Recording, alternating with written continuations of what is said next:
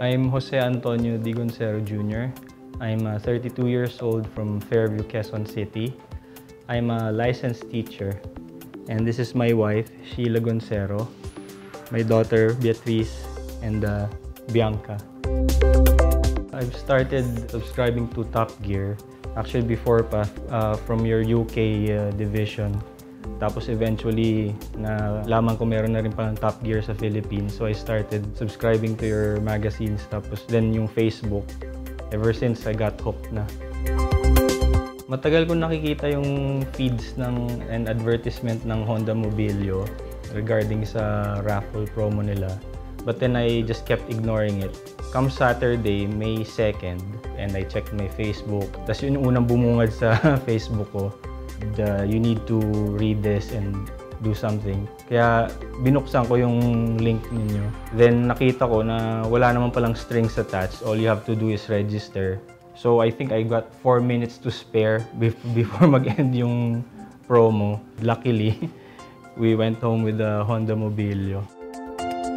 Since the news came out that we won the Honda Mobilio, I have been receiving a couple of messages asking if we're going to sell the car. But we declined on the spot kasi we're keeping it for good. Hindi namin siya ibebenta kahit anong gawin. Sa amin talagang Honda Mobilio. It's a perfect car. The ride, maganda siya sa Philippines, especially Metro Manila roads. Malaki yung gulong. Tapos yung mga chairs, you can collapse it, you can customize it para magkasya yung mga baggages nyo and everything. What's your favorite? Folding chairs. The folding chairs. Is there enough room for the both of you? Dami. Dami. The last time I won a raffle that really I remembered was back in grade school when I won a bottle of cough syrup.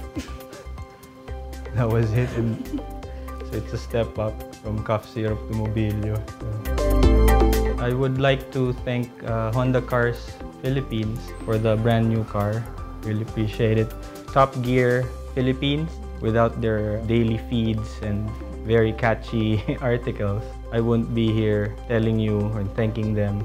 To all the fans also of Top Gear, keep reading, like the Facebook page, buy their magazine, and ingat sa kalye, baka ma-Top Gear ka.